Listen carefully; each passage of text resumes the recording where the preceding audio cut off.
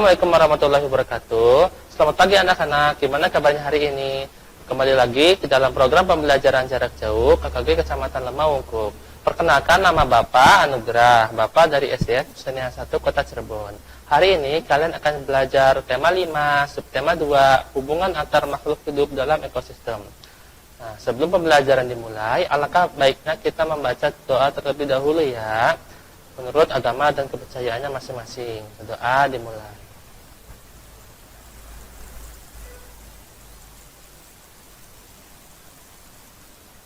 Ya, selesai. Ayo kita simak pembelajaran hari ini ya, dengan semangat ya.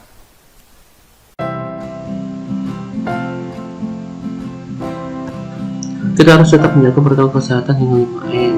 1. Mencuci tangan dengan sabun. 2. Memakai masker. 3. Menjaga jarak. 4. Membatasi mobilisasi. Dan yang kelima, menghindari kerumunan. Nah, gimana alat tulis sudah disiapkan belum? Jika belum, silahkan disiapkan dulu bukunya, pensilnya, pulpennya, penghapusnya. Jika sudah, mari kita lanjutkan.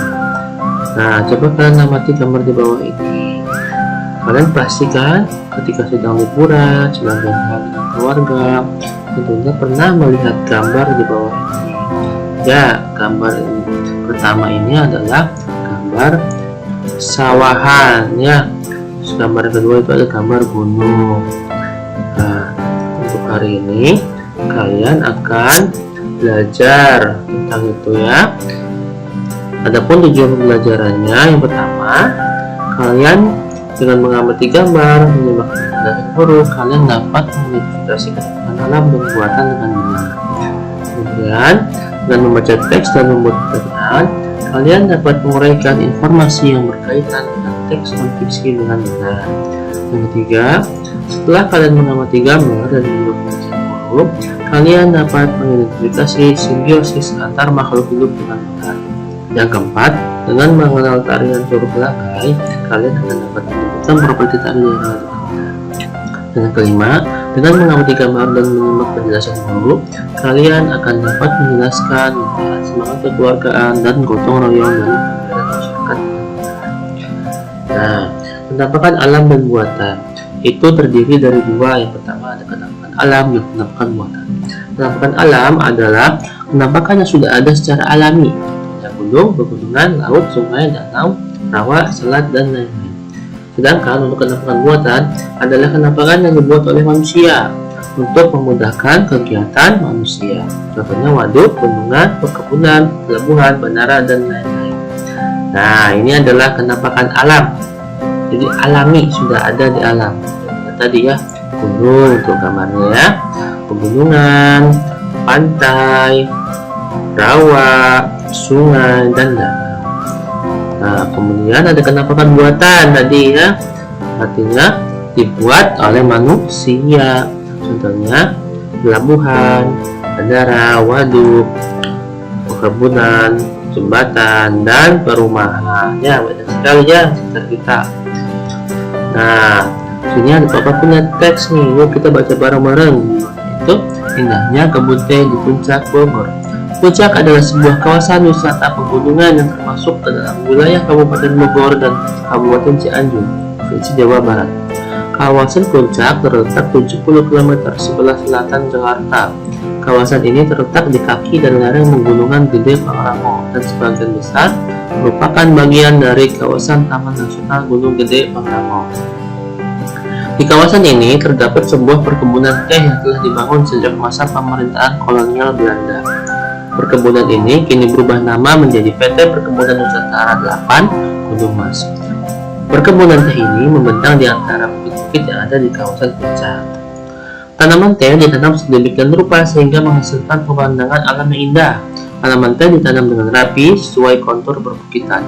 Selain keindahan alam, kesejukan kawasan ini menjadikan puncak sebagai daerah kunjungan wisata yang selalu ramai dikunjungi para wisatawan. Dikarenakan posisinya yang berada di kaki dan lereng pegunungan Gede Pangrango, udara kawasan ini menjadi sejuk, bahkan cenderung dingin. Inilah yang membuat daerah puncak Bogor sangat cocok untuk budidaya tanaman perkebunan. Selain perkebunan teh, di daerah puncak dapat kita temui juga perkebunan kopi, pala, tanaman hias, dan perkebunan buah seperti stroberi dan sayur mayur. lihat. Mari menjawab pertanyaan di bawah ini ya. Kata tanya, apa? Apa saja perkebunan yang bisa kita temui di kawasan puncak? Ya, perkebunan teh, perkebunan kopi, pala, tanaman hias, dan perkebunan buah seperti stroberi dan sayur mayur. Kapan? Kapan perkebunan teh di kawasan puncak dibangun? Perkebunan teh di kawasan puncak dibangun sejak masa pemerintahan kolonial Belanda. Di mana? Di mana letak kawasan puncak? Kawasan puncak terletak di wilayah Kabupaten Bogor dan Kabupaten Cianjur, Provinsi Jawa Barat. Bagaimana kunjungan wisatawan di kawasan puncak? Kunjungan wisatawan di kawasan puncak selalu ramai. Mengapa? Mengapa kawasan puncak sangat cocok untuk budidaya tanaman perkebunan?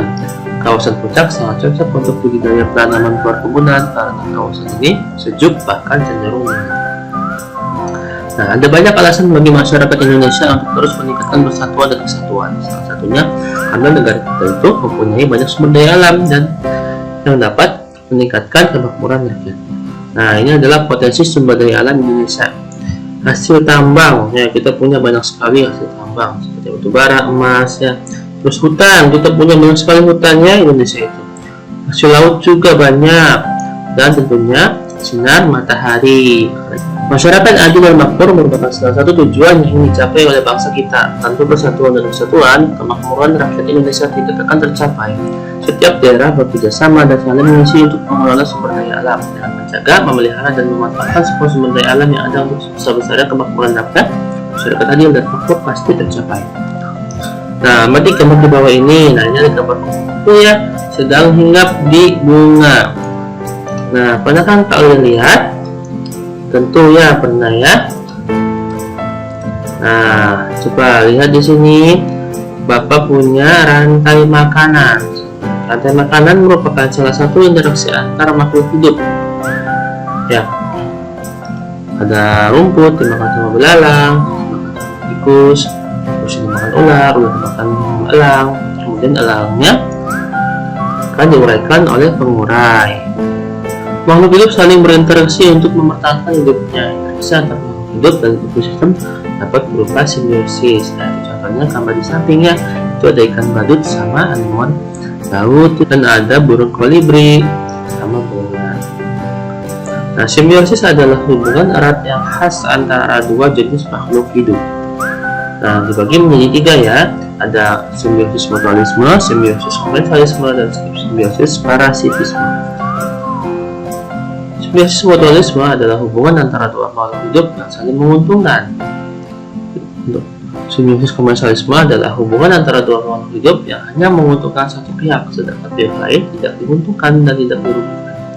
Simbiosis parasitisme adalah hubungan yang hanya menguntungkan satu makhluk hidup dan merugikan makhluk hidup yang lainnya. Nah, ini ada simbiosis mutualisme ya, contohnya burung jalak dengan kerbau. Kutu kerbau dimakan burung jalak dan burung jalak mendapatkan makanan dari tubuh kerbau. Kemudian lebah dengan bunga. Lebah mendapatkan nektar dan bunga dibantu menyembuhkannya. Kemudian buaya dengan burung plover. Burung plover dapat makanan dari buaya dan buaya giginya menjadi bersih. Kemudian ini adalah simbiosis komensalisme. Contohnya ikan hiu dan ikan remora. Ikan remora mendapat perlindungan dan sisa makanan, sedangkan ikan hiu tidak diuntungkan dan tidak dirugikan. Kemudian ikan badut dengan anemon laut. Ikan badut dapat pelindung dari predator, dan anemon tidak diuntungkan dan tidak dirugikan. Kemudian ada anggrek dengan pohon inangnya. Anggrek dapat menumpang hidup pada pohon, dan pohon tidak diuntungkan dan tidak dirugikan. Kemudian ada simbiosis parasitisme. Contohnya yaitu benalu dengan pohon inangnya. Benalu dapat makanan dengan menghisap pohon inang, sedangkan pohon inang dirugikan karena sari makanannya dihisap oleh benalu. Kemudian ada ulat dengan pohon buah. Ulat dapat makanan dari buah, dan pohon buah dirugikan karena membuat menjadi rusak karena dimakan ulat. Nah, ini sering kita lihat ya kalau kita makan buah. Biasanya kadang ada yang sudah rusak karena dimakan sama ulat. Dan kemudian ada kutu dengan kucing. Ya, hewan yang sering kita pelihara. Pasti kalian pernah lihat kucing itu garuk-garuk karena kegatalan. Nah, itu biasanya disebabkan oleh adanya kutu. Nah, di sini kutu dapat makanan dengan menghisap darah kucing. Kucing dirugikan karena rasa gatal yang ditimbulkan oleh kutu. Nah, coba amati gambar di bawah ini ya. Tuh, banyak sekali hewan ya di gambar itu ya. Banyak sekali hewan, banyak bermacam-macam interaksi antar makhluk hidup yang terdapat di alam. Sehingga tak jarang manusia menjadikan alam sebagai sumber inspirasi dalam sebuah karya seni, misalnya tarian. Nah, lihat di sini ada tarian namanya tari Turun Langgai. Nah, tarian ini berasal dari Kepulauan Mentawai, Nias, Sumatera Utara. Dalam tarian ini, penari menirukan aneka gerakan hewan seperti unggas, kelinci, dan monyet. Tarian ini biasanya ditarikan sebagai penutupan prosesi pengobatan yang dilakukan oleh ahli pengobatan tradisional suku Mentawai atau para sekere. Nah, beberapa tarian yang digunakan dalam tarian ini antaranya yaitu bulunggas dan dedaunan, di mana dedaunan itu bisa dipegang dan digunakan pada hiasan kepala. Salah satu pemupuk persatuan dan kesatuan bangsa adalah dengan mencintai dan melestarikan semua bentuk kebudayaan yang terdapat di Indonesia. Salah satunya budaya bangsa kita adalah semangat bergotong royong dan saling membantu. Nah, ini kalian sering lakukan biasanya di rumah sama tetangga ya. Itu yaitu kegiatan gotong royong. Gotong royong merupakan sebuah kegiatan bersama yang bertujuan mencapai kemajuan bersama. Gotong royong telah menjadi ciri khas bangsa dan budaya sejak dahulu. Gotong royong menumbuhkan rasa kebersamaan, kekeluargaan, dan tolong menolong. Nah, apa sih manfaatnya? Yang pertama, dapat menumbuhkan semangat kekeluargaan, menunjukkan sikap saling menghargai dan menghormati, serta menyayangi seperti keluarga sendiri. Nah, kemudian dapat meningkatkan kesatuan dan kesatuan, mencegah perpecahan dan menciptakan hidup yang harmonis. Nah, coba berikan contoh gotong royong di lingkungan rumah dan masyarakat. Ayo, coba. Pak. Ya, contoh gotong royong di rumah itu tentunya membersihkan taman bersama keluarga. Dengan contoh gotong royong di masyarakat yaitu membantu menyiapkan makanan untuk warga yang sedang kerja bakti. Nah, kita sekarang sudah sampai pada kesimpulan. Kesimpulannya itu, penampakan alam adalah penampakan yang sudah ada secara alami. Penampakan buatan adalah penampakan yang dibuat oleh manusia untuk memudahkan kegiatan manusia.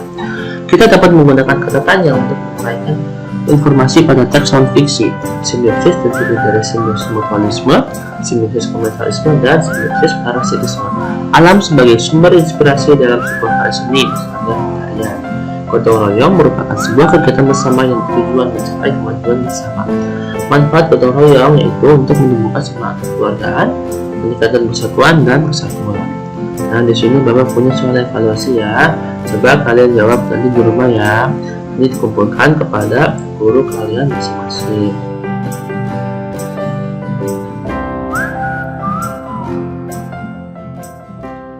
Demikian pembelajaran kita hari ini. Semoga apa yang sudah Bapak sampaikan dapat kalian pahami. Terima kasih. Assalamualaikum warahmatullahi wabarakatuh.